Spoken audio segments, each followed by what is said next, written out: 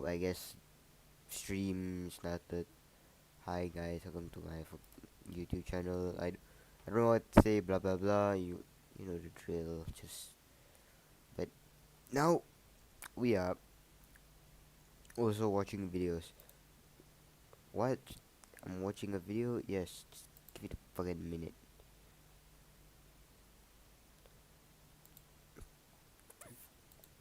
Just give me a minute. I have to do. I have to do a lot of things. I'm a very busy guy. Nobody, which nobody's agrees on.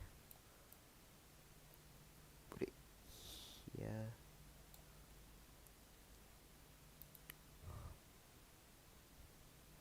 Well, what do y'all wanna watch? That's the real question. I don't. I don't think you guys even care. So just gonna watch some random. Go watch some random shit. Be a sec.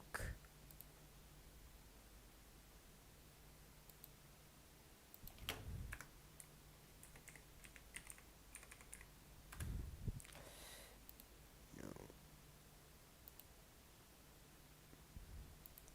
Yeah. You see, fucking white. Cause I don't give a shit.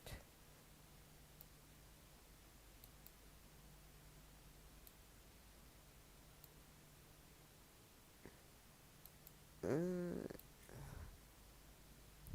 sure. Yeah, maybe. Yeah, sure. Let's fucking. What? What do? This is Pokemon. Just put like a fucking. Why? Why Pokemon sucks? I don't know.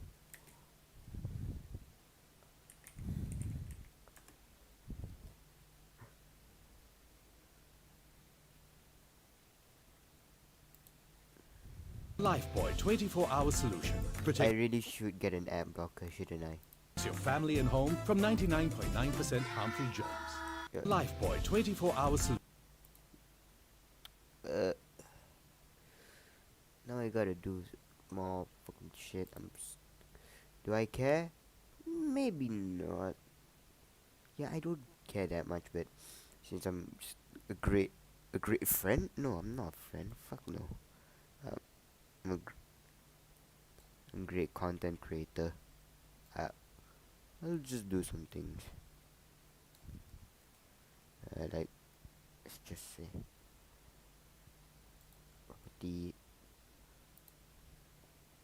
cause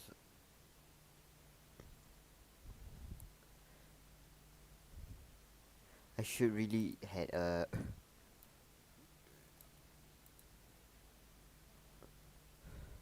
should really fucking did this off camera, but who cares? Streaming now, that's all that matters. That's all. Not 500. 450? 450.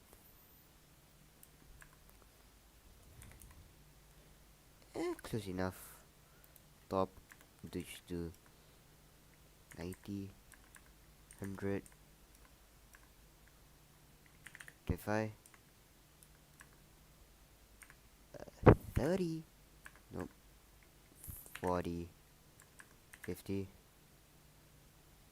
5, yep, 55. Let's try 155 crop. It did not work. Okay, 200. Okay, 500. That too much shit.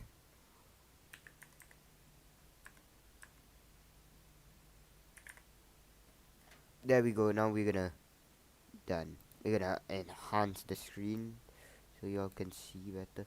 I bet y'all want to see the gameplay.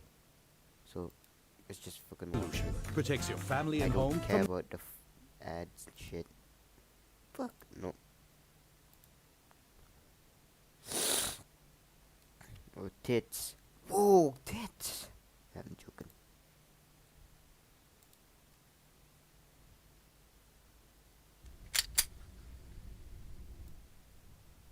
Battle Frontier. Where is it? Oh my god. I gave Where's the rest? Battle Frontier. Wait, what are you saying? That wasn't it? What I gave you? I'm gonna count to 10.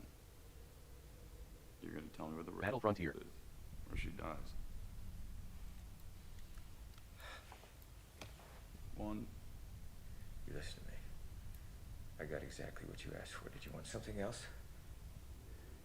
If there was a misunderstanding, I will fix it. I can get it. Whatever you want. 2. 6.5 hours later. For you to... You think I'm playing? You think I'm playing? You don't think I'll do it? Where is it? Where the hell is it? Look at me. Where the hell is it? Look at me. Stay with me. 7! I'm gonna kill you. I swear to God, I'm gonna kill you. 8!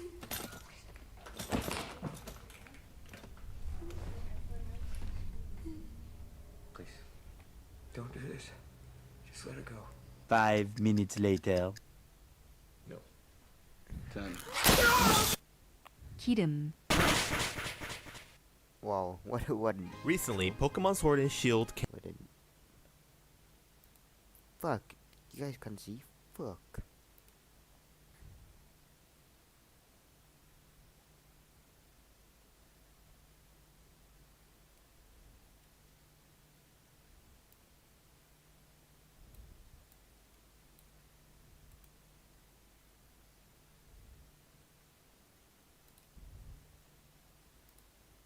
I should really plan things out next time. Who fucking cares?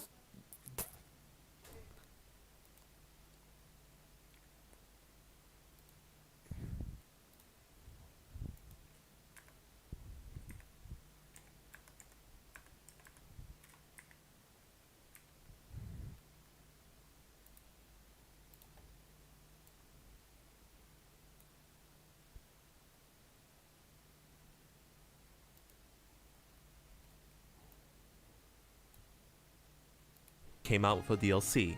It contained new content for the game, new areas to explore, all returning Pokemon, new Pokemon forms, and more. What the fuck? What the fuck? I'm so confused. All returning Pokemon, new Pokemon forms, and more. Game Freak market.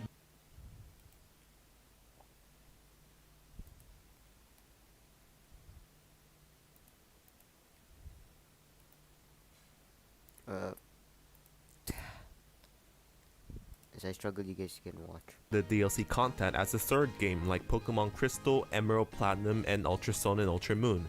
And after playing it, I can definitely say the experience was so boring.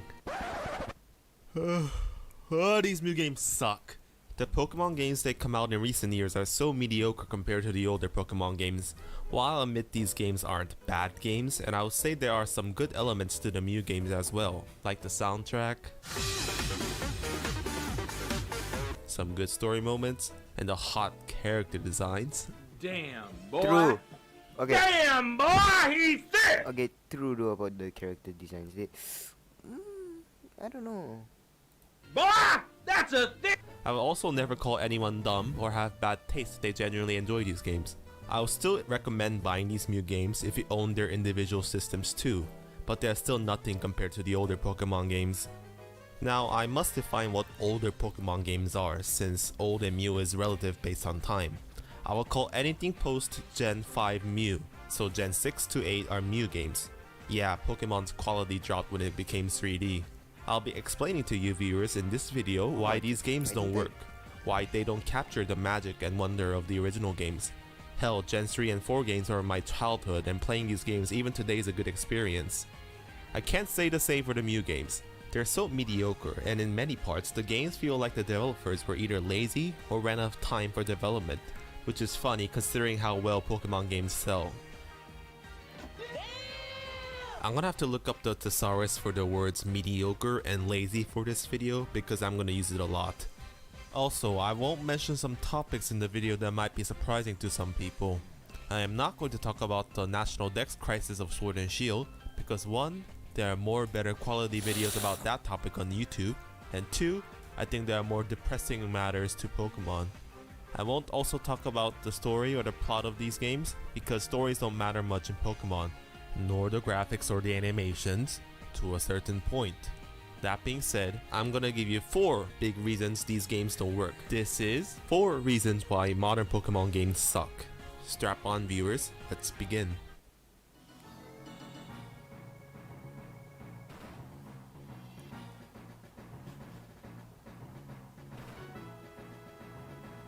Part 1.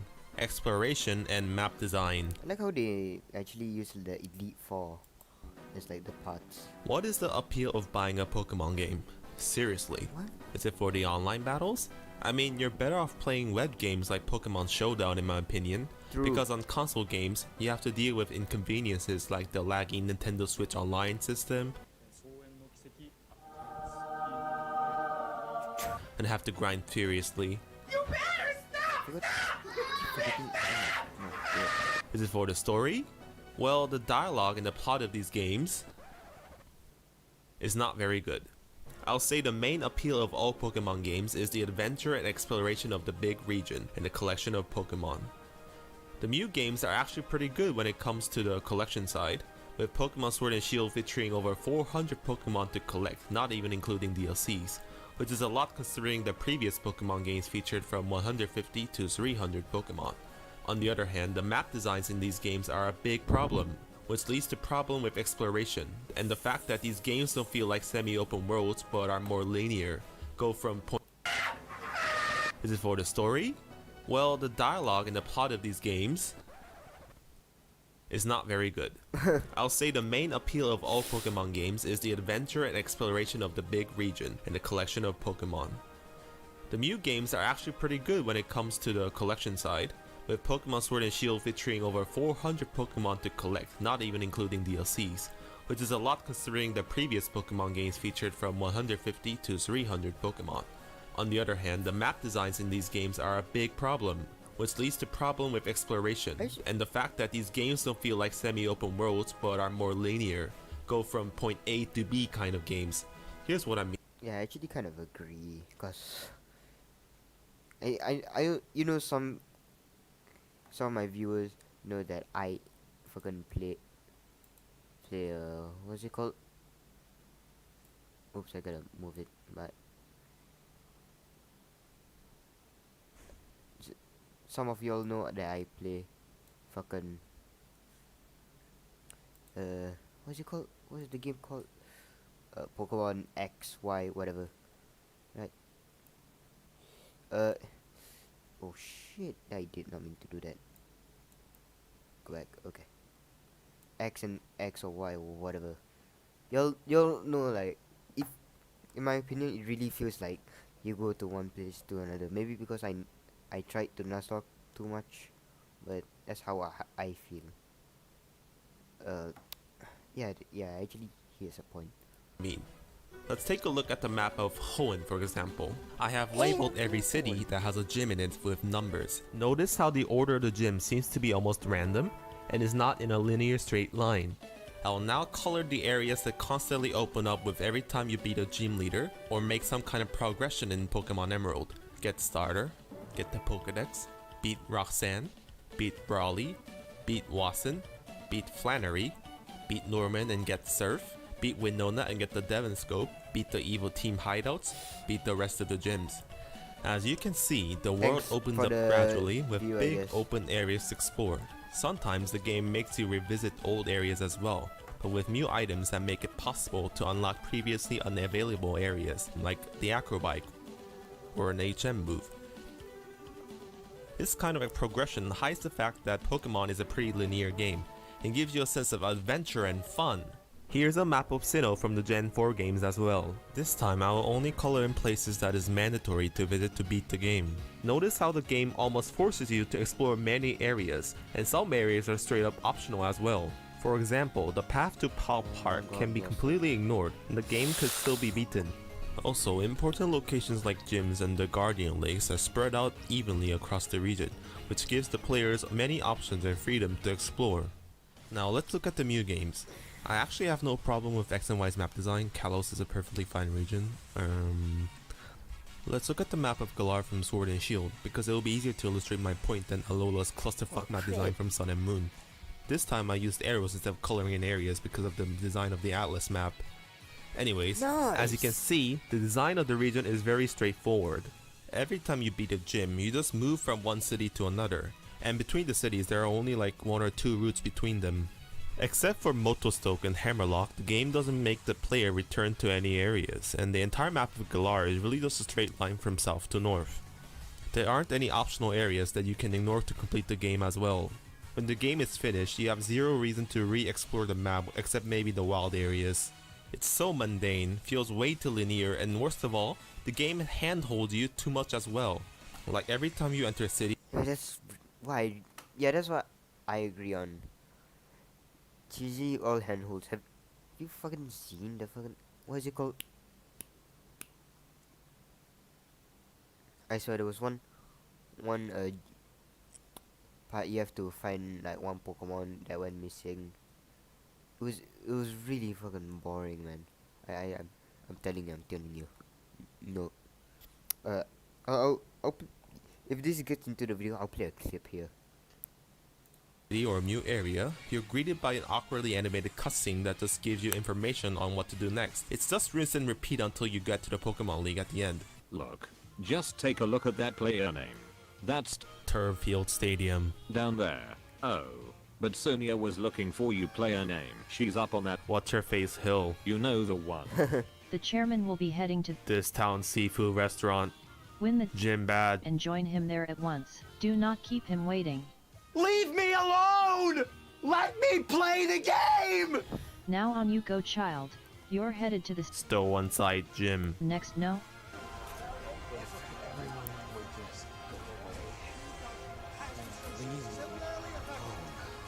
Bet you'll have no trouble beating that man of fire Kambu chap, right? Why don't you over to Motostoke Stadium. and get that gym badge already? I said, leave me alone! Now, there were some past entries where the overall progression of the game was very linear, such as the Gen 5 games. The map of the Unova region is very straightforward. However, the game had a lot of complex caves and dungeons to break the fixed routine, such as Charstone Cave and Twist Mountain. These kind of dungeons are very complex and creative, and they're designed like So, my big screen, mazes, so I there are many didn't places see to anything. explore. Conversely, see let's look at the top right dungeons of of my Pokemon screen. Sword and Shield. This is Galar Uh, Mine. Look at my how linear bad. this place is. It's just a straight line, no obstacles to overcome. There is no puzzle aspect to it. It takes 30 seconds to go from one end to the other with repels. They're so boring to get through. If he, like, Even the copyrights my cities video, too. I mean, I don't make any Through the money. evolution of Like, 3D if he graphics, copyrights the or city whatnot, looks bigger, don't- but look I at don't- how I many don't do barriers it. and fences there are. 'Cause he Why really can I took go his through time here or there? on- All these houses and hills in the background are he just really took his decoration and don't time do on anything. making the video and Every whatnot. time I hit an out of place wall, it takes me out of the game and I find it highly annoying. Something is seriously wrong when immersion of a game is constantly broken every 10 minutes. What's kind of disappointing is that the main director of the Pokemon games these days is Shigeru Omori, who was actually the head map designer of the old games. So the guy who designed excellent places like Route 119 of the Hoenn region is the main director for the blandest and linear maps. I mean, what happened? Your balls drop off? To summarize, the games feel way too linear and hold your hands too much, and that is one way to take the magic out of the Pokemon games. But there is another problem with the world map design, I might die and from that this. is This month, enjoy great deals at the Great Shopee Sale. From 6th June to 7th July. Save big by stacking Why? upside. I hate ads. Part 2, But Cold, it's fine. Empty 3D World. Before the release of Sword and Shield, there were many videos on YouTube complaining about the graphics and the poor quality of the animation. Sword Oh, and no, Shield that- has so much controversy even before it was released, and the game launched the YouTube careers of many creators, like a certain movie I would like to talk about in the detail in a future video so I can launch my career as well. Anyways, in my opinion, graphics don't matter much in a game, as long as it's serviceable. Gameplay is what matters. But I do still have problems. This might be a hot take, but I actually think Pokemon should have never gone 3D. They should have just kept all the battles in 2D and maybe have the overworld in 3D, such as games like Octopath Traveler. I think that game's art style would be perfect for a Pokemon game. But alas, the Pokemon games chose to go full 3D, and the world started to feel so cold, so empty. What do I mean by that? Well, do you know the term the uncanny valley effect? It means that when an object tries to look completely human, the nearer it gets, the creepier and unnatural it becomes. Well, there is a similar effect going in Pokemon, that the world feels to start more Hey, fake so- as it tries to become more realistic in 3D. Let me elaborate. Here is a map of Pewter City from Pokemon Fire Red and Leaf Green. We know that in real life, a city will not have just 5 buildings, and it will have roads and cars. We also know that a house in real life is not as small as 18 reds. However, we ignore this because we know that what we're looking through the screen is an abstract version of the Pokemon world that is supposed to represent the world that could be real. We let our imagination fill in that gap between the screen and our brain. Dude, I just don't care. Might be me, but I just really don't care. Cause if I don't care about like how the story is built and whatnot, but if it's fun, it's fun. I mean, we have the anime to see what it looks like, I guess. And through our imagination, the world feels more alive. Conversely, in the mirror games, Game Freak decided to make a fully 3D rendered world, and questions began to arise. Why do all the houses look the same? Why do all houses have the same exact furniture? Why are there cars on the street when there aren't any roads that cars can drive on? But in a city with no cars, why are there crosswalks and sidewalks? Why are there like only 5 people walking down the street that looks like the real life city of London? Do you see what I don't think anyone, like, if you point it out, yes, there will be people thinking that, but if you don't point it out, I don't think anyone would notice.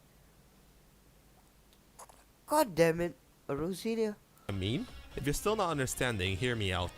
In a 2D world, it makes sense for a person to look at only 4 directions and turn around instantly when talked to, because there are only 4 directions on the D-pad that a character can move. But in a 3D world with analog sticks, it looks jarring when characters move and turn around like they're still stuck in 2D. What? You got me as well. Yo, no, did you see that? I was on the right. He was facing up, and he saw me. Yo. And it's absurd to see people just standing around in the middle of nowhere not doing anything.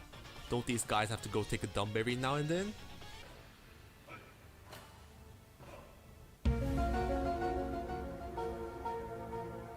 What the hell is up with that turning animation? Turning the lightsaber. Let's talk about Team Villain Grunts 2.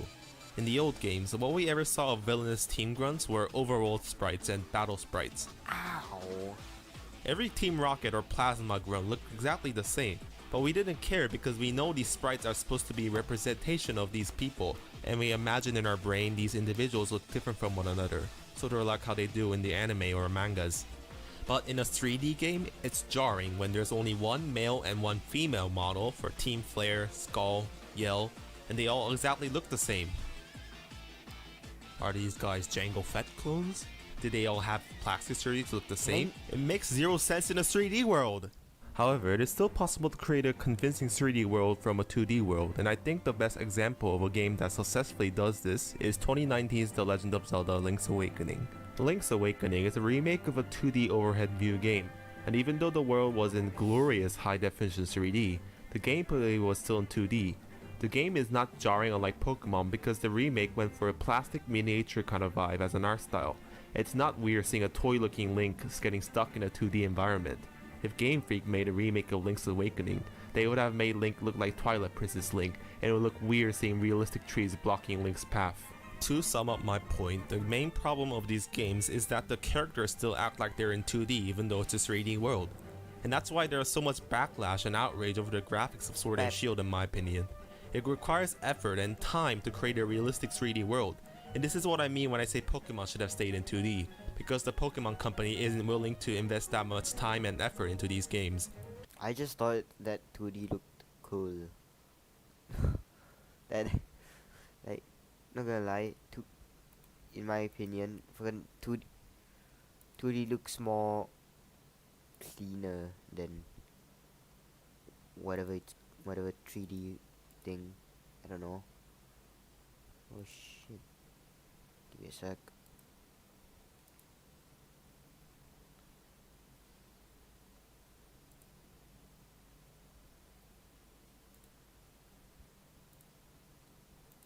Which leads into my next point. Part 3. Lack of content and post-game. In my humble opinion, the biggest problem of the newer Pokemon games is lack of content due to laziness or rushed development. if okay, if okay, I keep forgetting what. The only reason I liked Soul Silver and Heart Gold, or Gen 2, basically, Johto. Usually I like them because like you could visit other gyms, I mean other regions. I wish Pokemon would do that, like how if you're like in Kalos and whatnot, you you're able to go to what? Cohen and whatnot. I keep saying whatnot is a fucking filter. I'm a dumbass. I'm gonna fail oral. One of the biggest content lacking in the Mirror games is post-game content. Where is it? What You the see, fuck? back in my days, Pokemon games weren't finished when you beat the Pokemon League. The true adventure was just starting after you became the champion. Now let's just take a look at all games from Gen 2 to 5 and see what post-game content they had. I won't be counting Pokemon Gold, Silver, Ruby, Sapphire, Diamond, and Pearl because these games felt incomplete. Pokemon Crystal, the entire region of Kanto, 8 new gym leaders, Mount Silver and Fighting Red, Pokemon Fire Red and Leaf Green. Yeah, exactly. Like even I know I technically completed the game. It's like there's still more you can do, which I like about Pokemon, or at least 2D or whatnot. That's why I love Silver, or what Gen 2, whatnot.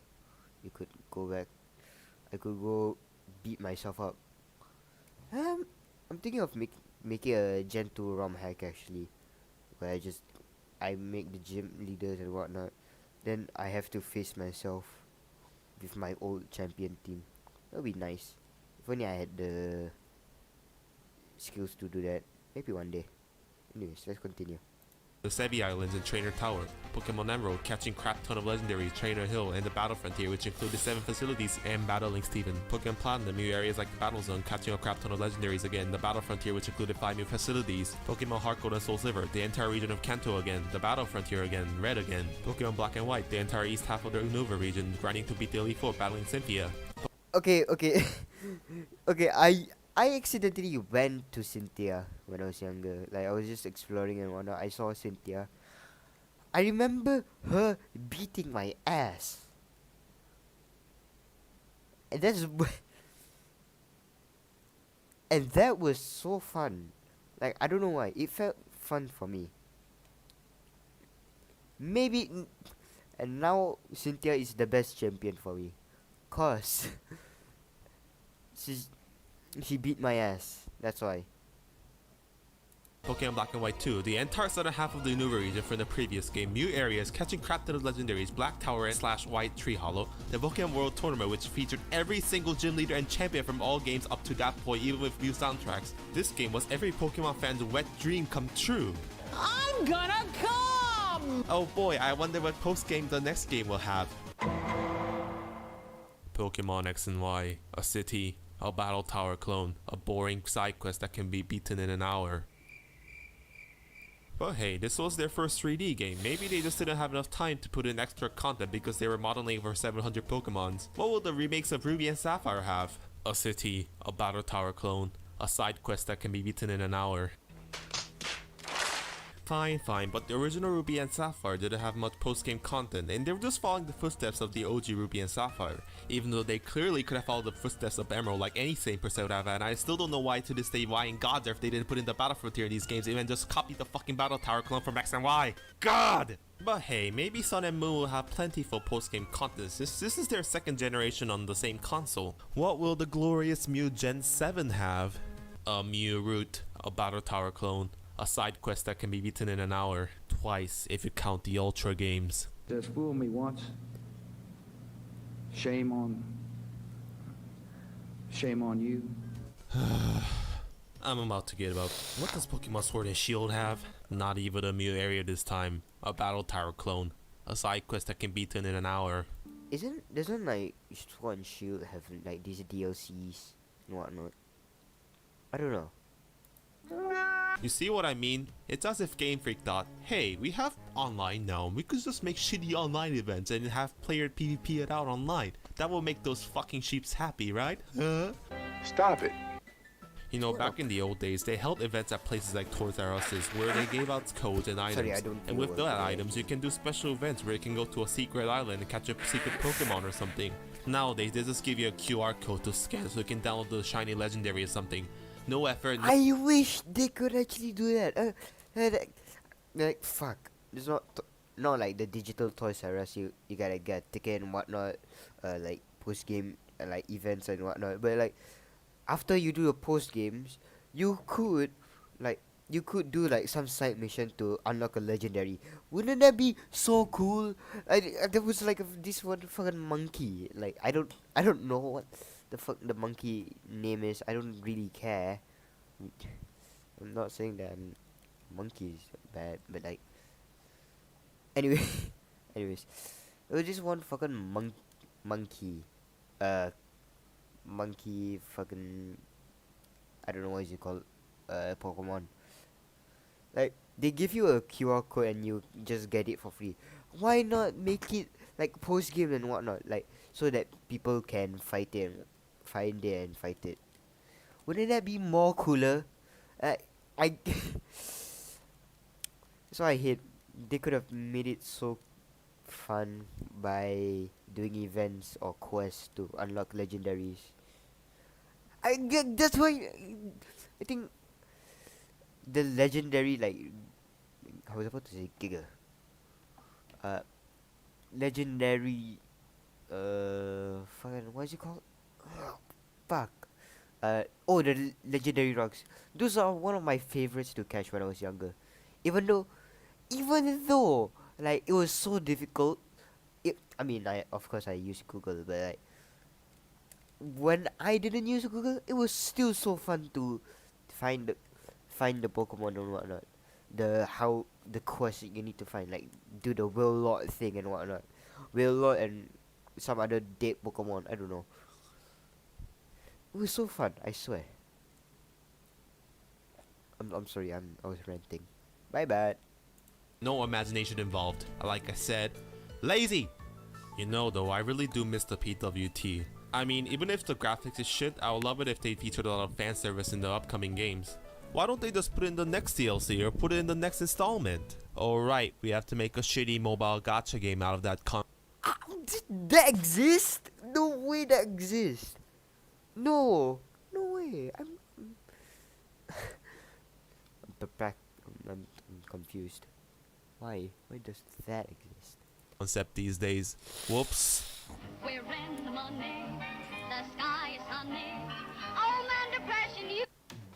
Fuck ads, man. Fuck ads. Me, man. 패션의 성별이 무슨 상관이야? You need ads to, Part 4. Cutting corners. Get money and whatnot. But hey, maybe I'm just expecting too much. I mean, post-game content and events are in the end extra credit. If the main Pokemon story experience feels fun and complete, maybe we'll forgive them for being half-assed on the post-game. No, the game feels incomplete even in the main story. Up to Gen 5, I've never felt Game Freak was cutting corners in quotation marks. Maybe the only time I really felt that was in Black and White 1. Because for some reason the rivals and N were the only trainers with animated sprites, even though in the previous two entries all gym leaders and important characters were animated, but in the sequel they fixed it by having all trainers having animated sprites. Nice. I'm gonna give X and Y some leeway because it was their first 3D game, so I'll start talking about Gen 7 and onwards. I've noticed a pattern over since Sun and Moon came out. The game feels full of life until halfway through the game, and in the later half it feels like the developers were running out of ideas or time and rushed to development. There are parts— I mean that's true for what is it called, X and Y, cause they posted nationally, I don't know, but yeah, they had a specific day to post the whatever it's called, so that's why I would just give it a meh. I don't know. Like just give it a chance, man. X and Y. I love them. Maybe because like my second Pokemon game or my first 3D game. Hi Mickey. Come here. Oh, never mind. My cat ran. in the game where content feels missing as well. Here's what I mean. In Sun and Moon, instead of gyms, we got island challenges, which actually was refreshing to the Pokemon formula. The challenges usually involved puzzles and mazes, creative challenges that were unique to their respective island captains or totem Pokemon. But here's what I mean when saying the game feels rushed later in the game. Like the last island trial is literally walking down a path. That's it. That's not a trial, more like a dementia test. Also, look what happens when the last island captain Mina shows up. This is what she literally says. I guess I'd introduce myself though. I'm Mina. I'm the captain. I sort of am. I actually just wander around doing my art, so I don't have an actual trial or anything. I'm the captain and all, so I've gotta come up with a trial. Maybe it could involve painting pictures and picking flowers. Maybe a trial like that could be cool. See you later then. She could have literally said the game developers gotta come with a trial, because they clearly didn't have enough time to come up with one. Why even have the character in the game if she's there not doing anything? At least they fixed it in Ultra Sun and Ultra Moon where she gives you a proper trial. But even that challenge is half-assed because it doesn't involve any puzzles but is a fetch quest for all previous island captains. What is this, the hunt for the Wayfinder? The Emperor's Wayfinder is in the Imperial Vault. Also, here's a photo of Akala Island. Do you see this green strip? It's a golf course and you can even see it on the map screen. Also, there is a member of the Alolan Elite Four that uses flying type, and she has a golf thing going for her. You know, when I first saw the map and saw the Elite Four, I thought we were gonna have a golf mini game after we beat the game. Or maybe even have a bonus island trial that involves putting or something. That would be How good. fun that would be. Mario Golf Bun involving Pikachu. Please get up! But there is no such thing. A golf fairy does not What? exist in the game. Wait, An Elite Four what did I and she has a just golf saw? thing going for her. You know, when I first saw the map and saw the Elite Four, I thought we were gonna have a golf mini game after we beat the game. Or maybe even have a bonus island trial that involves putting or something. How fun that would be. Mario Golf Bun involving Pikachu. Joel, please get up! But there is no such thing. I need to know where the fuck did they come from and whatnot. That was a crit? Oh no. Instant kill. Got that. Wait, if that was a crit then... Oh, he didn't use... Okay. Yeah. A golf fairy does not exist in the game, and Elite Four Kahili only appears in the Pokemon League. I guess Game Freak ran out of time to put that in the game, and unlike Captain Mina, they still didn't fix in the Ultra Sun and Ultra Moon. Kahili's just kind of there. Here's a good idea. Have a point. Let's look at the gyms of Sword and Shield as well. In this game, Pokemon gyms made a return, and you had to go through a maze or a puzzle before fighting the gym leader. However, just like the island challenges of Sun and Moon, the later gym challenges feel lazy as well. Let's just do a rundown from Gym 5 to 8 and see what I mean. Gym 5, Balloonly. You take an audition and a quiz. I admit it's a funny moment in the game, but it probably took like 10 minutes to script a quiz rather than coming up with a maze or a puzzle like the earlier gyms. Gym 6 is actually pretty good, but Gym 7, Spike Muff, is not. The challenge is literally to walk down a straight narrow hallway while battling Team Yell Grunts. That's it.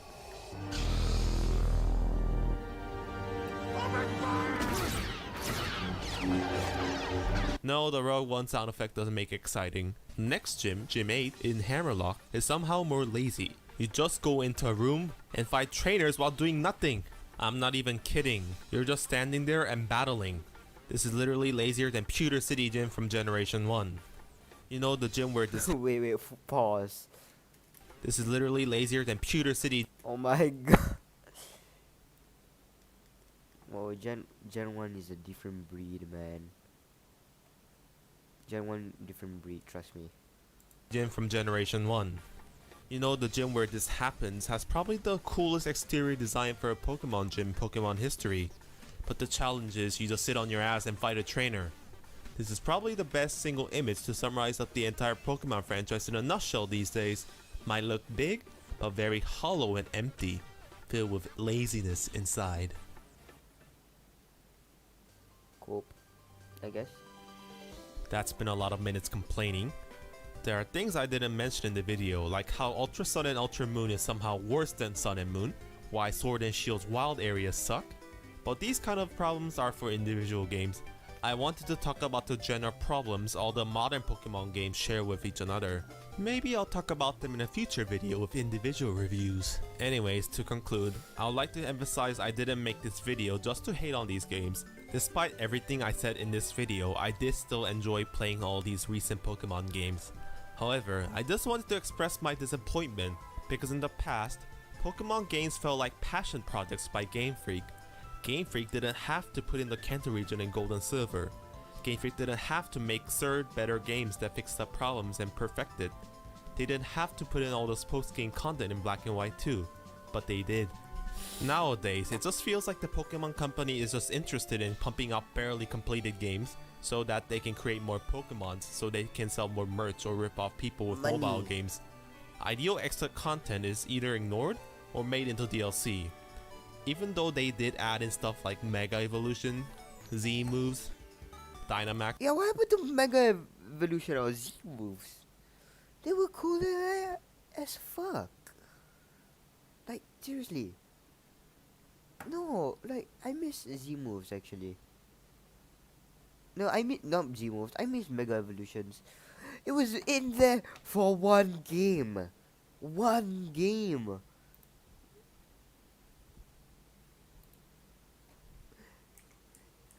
Wait, give me a sec. If it's...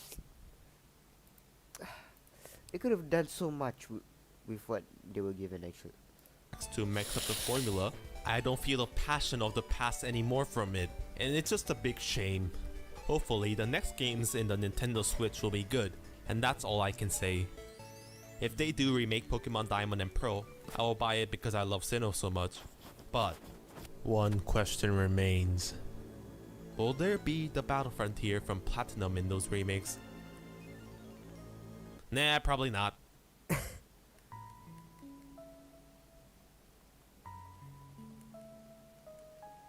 Blossom's really missing everything.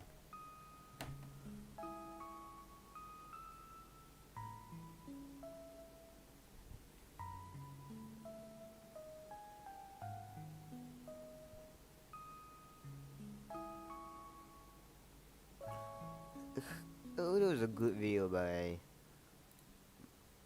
Fuck, I can't cite. Gearum Red. It was a good video.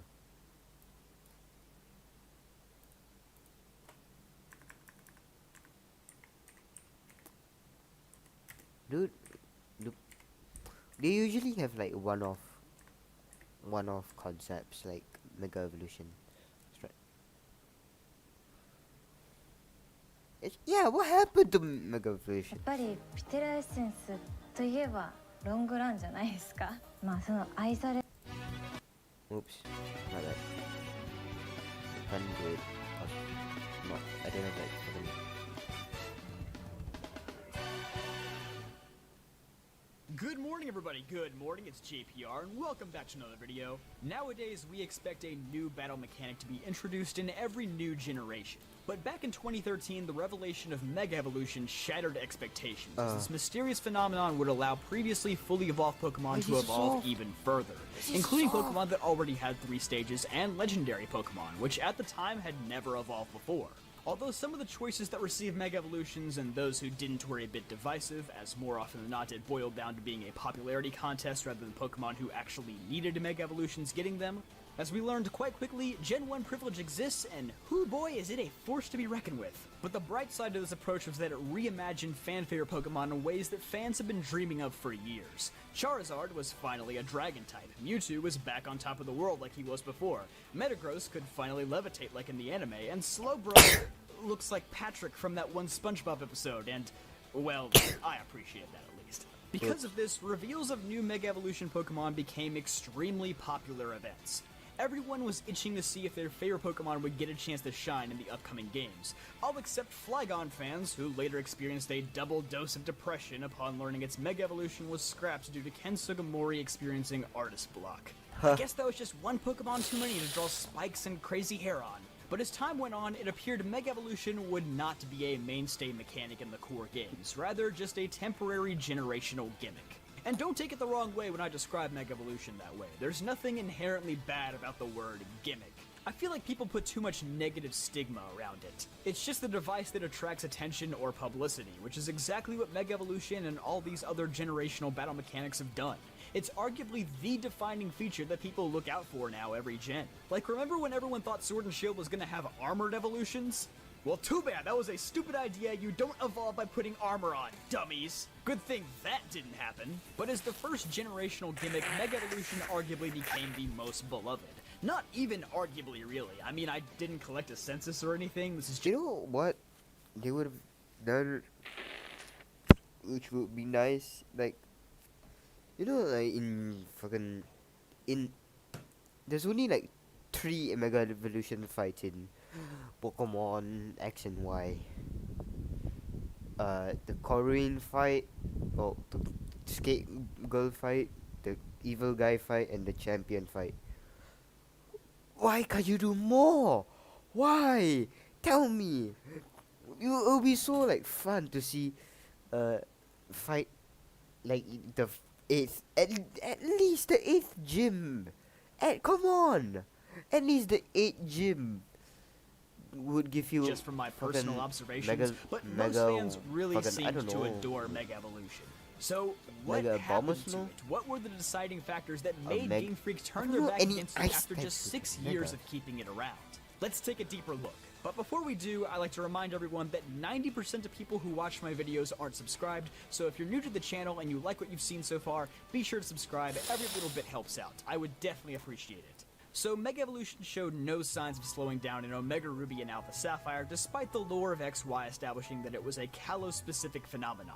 Game Freak leader backpedaled on this idea by introducing the concept of the Pokemon multiverse during the Delta episode through Zinnia, a character who describes 2 different timelines. One where AZ never fired the ultimate weapon, and one where he did, mutating Megastones across the land and inadvertently giving birth to Mega Evolution, explaining why Megastones can be found in Omega Ruby and Alpha Sapphire's Hoenn region, but not in the original Hoenn region from Ruby, Sapphire, and Emerald. Yeah, that's It just seemed a like this good was all the concept. groundwork Game Freak needed to lay down in order to continue introducing new Mega Evolutions in the games to come. Just have them all exist on this side of the Pokemon multiverse. they really So it should certainly expand came it as a more. surprise when Pokemon Sun and Moon shifted towards Z-moves as the new battle mechanic, introducing no new Mega Evolutions in the process.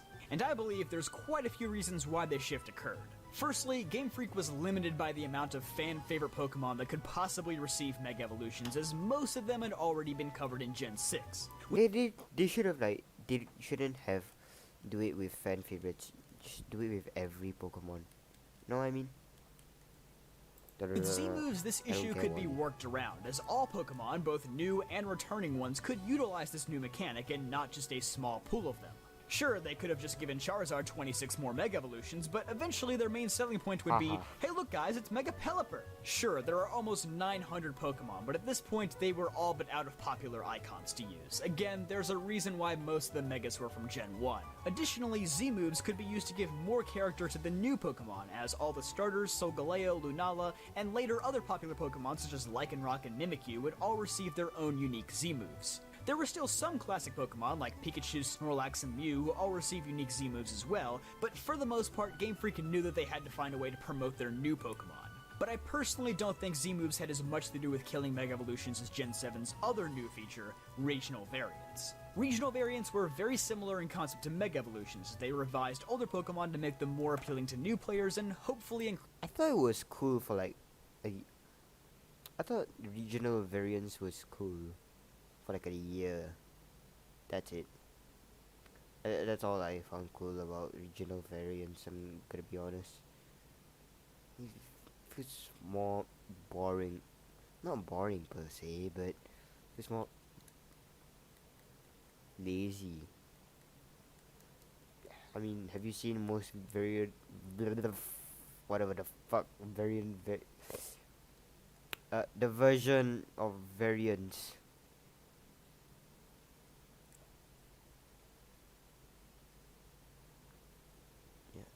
Yeah, just give me some money. Okay, then fuck it. Increase their viability a bit. It didn't always work, but regional variants would carry over into Generation 8, where they were expanded upon with regional evolutions such as I really Sirfetch'd don't and like it. Obstagoon. Which, let's be honest, were more logical ways of improving the original Pokemon than giving them outright Mega Evolutions. Other than that, there's a few other pros to regional variants and regional evolutions over Mega Evolutions. First and foremost, they don't need to be explained. You don't need a multiverse or some other shenanigans to make regional evolutions logically fit within a larger narrative. Secondly, regional forms are easy to obtain and easy to dispose of. There was one other big issue with Mega Evolution from the start, and that was that Game Freak backed themselves into a situation where they had to make nearly 50 Megastones obtainable in every region from now until the end of time. Sun and Moon didn't even have them all programmed into the game at launch, as over half of them trickled out through Wi-Fi distributions over the course of several months. Not to mention that there's no easy way of fitting them into every region. Either you program a scavenger hunt for these 50 Megastones into every single region, or you just lock most of them into the battle tree like Sun and Moon did, forcing you to spend an ungodly amount of time grinding BP to obtain them all. It's a lose-lose situation. And with Z crystals factored in on top of that, I don't blame Game Freak for taking the easy way out by just cutting them all. This is likely the reason why the Gen 8 gimmick Dynamax doesn't require any items to use other than a Dynamax band. It's just easier to program going forward if they ever decide to bring it back. Same goes for regional forms. You catch the Pokemon, you evolve it like any other Pokemon, you know, go underneath the rain. Pause, I need fucking help. Lily Cove. Okay, you're gonna be stuck with fucking cut for a long time, my friend. Random bridge after you lost 49 HP, nothing special. And then you just move on to the next region and don't worry about it anymore. Most people don't expect an Alolan Exeggutor to show up in Galar, so it's no biggie if the Pokemon gets cut. Now, I won't use that argument to defend cutting the other 500 Pokemon, but I'm just saying that's more than likely the mentality they have on regional forms versus Mega Evolutions. And I would say those are the biggest reasons for the removal of Mega Evolution in the core series. But unlike most scrap mechanics, Mega Evolutions still live on in a considerable amount of side material. They still periodically appear in the Pokemon anime, they were included in the recent remaster of Pokemon Mystery Dungeon, they appear in Pokemon Masters linked to the Sync mechanic, and they are just now being rolled out in Pokemon Go. So for fans of Mega Evolution, it's not entirely gone. While it's unlikely to return in most future core Pokemon games, it's anything but forgotten. For now. And so, that'll wrap it up for me. If you enjoyed, be sure to leave a like on this video, and again, subscribe to the channel if you're new and liked what you saw. Thanks for the video, JPR Poketrainer 98. Thanks for curing my boredom, and now we'll scroll down. Mega Evolution is evil? Wow, what a name. I mean, what a fucking title. The Jade Wits. That is... If there's any one thing that we can define the 6th generation of Pokemon by, it's Mega Evolution. These mysterious new forms for already existing Pokemon evolutions gave us immense new power, new type combinations, and a whole lot of gorgeous hair. But one thing they never got were their own Pokedex entries. Pokemon Sun and Moon have come to fix that, and the results aren't pretty. At all. Despite Mega Evolution being the big thing introduced in Generation 6, the in-game lore for Mega Evolution is extremely light. It's often mentioned and theorized that Mega Evolution forms when the bond between trainer and Pokemon is strong. However, the game itself has no kind of happiness or bond requirement for Mega Evolution at all. I can catch a Heracross off the street, slap a Mega Stone on it, and Mega Evolve it within seconds of imprisoning the poor bug under my control. So if a bond isn't really necessary to Mega Evolve, what makes the stones so special? In X and Y, Sycamore believes that Megastones come from the energy that was released when the ultimate weapon fired. You know, the giant, life-giving, life-taking doomsday device that single-handedly ended a war 3,000 years ago. So using the special Death Beam rocks can sometimes make your Pokemon more powerful. I've heard weirder things in the Pokemon universe before, but Pokemon Sun and Moon add a layer of darkness to the whole process of Mega Evolution that I was never expecting. Now that we can finally read Mega Evolution Pokedex entries, one major Mega Evolution truth is known. Mega Evolution often hurts the Pokemon that does it. And I'm not just talking like Psyduck headaches over here. There is a real physical and emotional torment that comes from Mega Evolving that you would never have expected. Here's an example of some of the terrible things that you've done by Mega Evolving Pokemon over the last few years. Mega Alakazam. As a result of Mega Evolution, its power has been entirely converted into psychic energy, and it has lost all strength in its muscles. This is one of the tamest entries today, but I figured I'd start with it to it's drive home the theme of it's Mega Evolution. powerful. There is a cost in order to achieve the immense power of being a Mega. We're talking some Full Metal Alchemist equivalent exchange to your stuff here. You want big brain power? RIP muscles? I guess you don't need those anymore. Gyarados paid a similar price in the opposite direction. Mega Evolution also affects its brain, leaving no other function except its destructive instinct to burn everything to cinders. Well, that sure explains the new dark typing. There's something humorous about a water Pokemon desiring that things burn, but either way, that is still terrifying. Sometimes the cost these Pokemon pay is a direct injury to their body, like with Mega Glalie. The excess energy from Mega Evolution spilled over from its mouth, breaking its jaw. It spews endless blizzards. Jeez! I know Glalie is a horrifying frost monster that eats you and kills you and stuff, but a broken jaw? That's insanely unpleasant and unexpectedly graphic for a Pokedex entry. Moon's Pokedex entry even mentions that Mega Glalie is unable to eat its prey because of its broken jaw. I know Pokemon eating other Pokemon is disturbing, but I think knowing that Mega Glalie was forcibly made to break its jaw is just a little bit worse. Lots of Pokemon simply get rage-inducing after effects in the process. Here's a couple in that category. Mega Aerodactyl. When it Mega evolves, it becomes more vicious Can than we ever just before. talk about Mega Some say that's Aerodactyl's because design? They just put fucking rocks on it. What?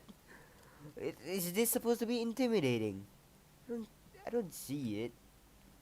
I mean, maybe for some other people, but to me, I don't see anything intimidating about fucking rocks.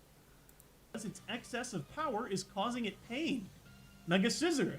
Due to the effects of Mega Evolution, its pincers have taken on a more diabolical form, ripping anything they pinch to shreds.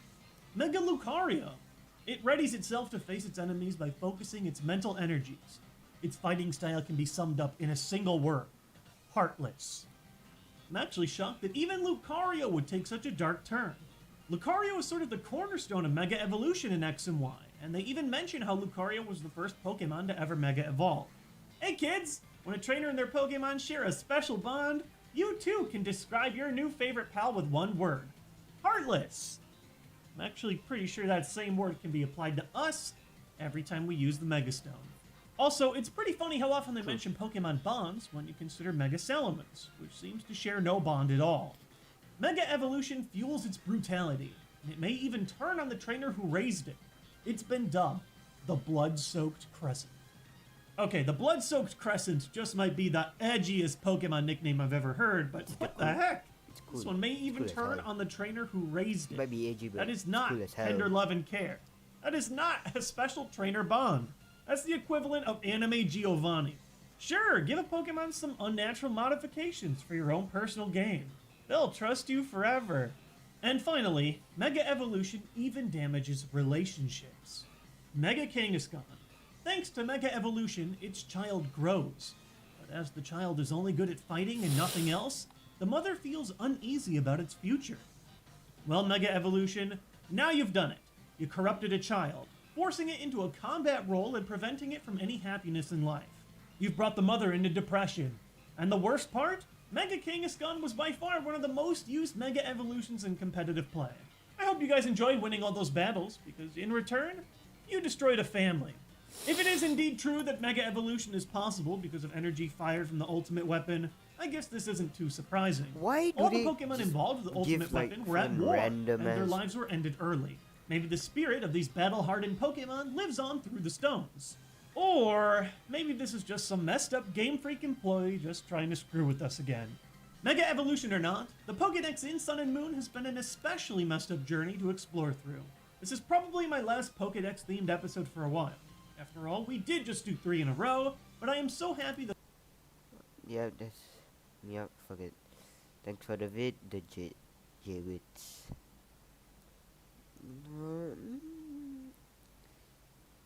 Yeah, I mean, Mega Evolution versus Gigantamax by Mystic Umbreon. Okay. I'll be honest. Gigantamax seems boring. Not boring per se, but more lame.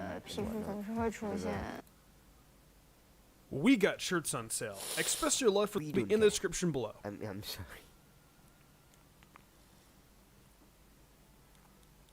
So it's been just about a half a year since Sword and Shield have come out, and it definitely seems like the community has mostly healed from the National Dex controversy. I mean, take a look at these sales. In just about 4.5 months, they managed to sell almost 17.5 million copies, and just might be on their way to becoming the second best-selling games in the series. That of course doesn't mean the games are without their drawbacks, but it does seem to me that at the end of the day, Pokemon fans still wanted to play the next generation of games, and enjoyed them for what they were and what they offered. And that consisted of a new way to experience Pokemon, with the wild area coupled with the star mechanics of the Galar region, Dynamax, and Gigantamax. In Galar, the likes of Mega Evolutions and Z-moves were shelled to make room for the ability to enlarge your Pokemon, and in some cases change how they look. As most things do, this has spawned contention in the community, as a lot of people feel the better mechanic was snubbed in favor of an inferior version. But this got me thinking, which of these two mechanics are actually better? That's why today, I'm putting Mega Evolution and the Dynamax/Gigantamax phenomenon up against each other, and see which ones come out on top. I want to note that a lot of this video will be based on my personal opinions of the two mechanics. However, there will be some analytical information as well to back up my personal feelings. Anyways, with that being said, let's hop right into this Clash of Titans. I just love Mega Evolution. To start things off, I'd like to cover Mega Evolution. Lore-wise, Mega Evolutions are the result of three things, for most of them anyways. The trainer possessing a key, the Pokemon holding their own Mega Stone, and a strong bond between the two of them. Mega Stones are thought to be the result of a Z using the ultimate weapon in the Great Pokemon War 3,000 years prior to the events of X and Y. This apparently eradicated stones across both Kalos and Hoenn with infinity energy, giving 46 different Pokemon these temporary evolutions. Obviously, some of that doesn't translate into the in-game mechanics, as you can Mega Evolve any Pokemon you slap a Mega Stone onto. Also, Mega Rayquaza is the only exception to the quote-unquote needing a Mega Stone rule, as it only needs to know the move Dragon Ascent to Mega Evolve. Rayquaza's Alpha Sapphire Dex entry states that it eats meteorites as it flies through space, and that's what gives it the ability to Mega Evolve. All things considered, I'd say the lore behind Mega Evolution is pretty solid. There's definitely still a little bit of ambiguity as to why only certain Pokemon have Mega Stones, but that's not really the worst thing in the world. That certainly could have been resolved with a Pokemon Z, but I digress. I guess we'll just have to wait for those X and Y remakes on the Switch 3. Moving along from the lore, let's talk about the mechanics of Mega Evolution. Mega Evolution guarantees a form change, as well as a 100-point increase to the Pokemon's base stat total that lasts until the Pokemon faints or the battle is over. One thing I want to note here is that HP is the only stat that never increases due to Mega Evolving. Additionally, many of the Mega Evolved Pokemon will gain a new ability, and sometimes even a new typing. I think that was always one of the funnest things about Mega Evolutions. Changing up the designs of beloved Pokemon was already pretty wild, but giving them new typings was just mind-blowing to me. It was just pure fun to speculate on what Pokemon would be getting a Mega upgrade next, as it really brought new life to many long-forgotten and weak Pokemon. I mean, under normal circumstances, no one would have ever even batted an eye at Sableye or Kangaskhan. But with Mega Evolutions, they become serious threats. Now, of course, there were some Megas that fell a little short, as one of my favorites, Baynet. Just didn't really have anything to build on, unfortunately. There were definitely some other Forsaken Megas, with the likes of Abomasnow and Glalie, but really, for the most part, most Megas kicked butt and were prominent in the competitive scene. Now moving on to the mechanic freshest in our minds, we have the Dynamax phenomenon. Getting into the lore, we know that Eternatus first came to Earth in a meteorite 20,000 years ago. As time passed, Eternatus became weak and attempted to stay alive by absorbing the energy across the Galar region. This is when the Darkest Day occurred, which resulted in Pokemon Dynamaxing and Gigantamaxing across the region, nearly destroying it with their increased size and power. Together, Zacian and Zamazenta defeated Eternatus, putting it into a state of slumber for 3,000 years. However, the Dynamax and Gigantamax phenomenon still occurs throughout the Galar region, as its energy is still constantly leaking out in addition to the fragments of its body being rained across Galar in the form of wishing stars and pieces. One big thing regarding Dynamax and Gigantamax is it can only be performed at power spots, which are locations that have an abundance of Eternatus' Galar particles. Now, while the lore behind this is certainly interesting, it's a bit more convoluted than Mega Evolution, that's for sure. So getting into the mechanics of Dynamaxing, what separates it from Mega Evolution is the fact that every Pokemon in Galar can Dynamax, and some special ones can even Gigantamax, which is basically the same thing with a form change and a special move. However, there sadly are no type or ability changes for Gigantamax Pokemon to go along with these form changes. Currently, there are 32 known Pokemon that can have Gigantamax forms. Pokemon that Dynamax or Gigantamax will have their HP doubled, so as long as their Dynamax level is at a 10, and all of their moves will be replaced with a powerful max move that corresponds to the type of the move it's replacing. They also gain additional effects, such as Max Knuckle increasing the user and its allies' attack by 1 stage every time it's used. The catch of this incredible power is that it ends after 3 turns, or if the trainer switches them out. So basically, you have to think about when the best time to Dynamax is, and once you've Dynamaxed, you just need to hit the opponent with everything you got. To me, this is essentially like Megas and Z moves had a baby, as there's a little bit of likeness in this from both of those mechanics. So overall, what's my opinion on them? Well, if you've seen some of my previous videos, you'll know that I'm not that big on Dynamax by itself. It really is just Pokemon getting bigger, which doesn't particularly interest me. If that's all there was, Mega Evolution would get my vote without hesitation. But that's not all there is, of course. I mean, remember what the title of this video is. For the sake of this video, we're going to be focusing on the Gigantamax side of things from here on out. And honestly, I've got to say that I like Gigantamax a lot more than I do Mega Evolutions. Oh man, I can already sense the dislike button being smashed rapidly by plenty of you people. But I urge that you at least hear me out before you do so. I love Megas. What, 2:30? Yep, it's very late. It was just fun, just grinding while watching. Maybe I should do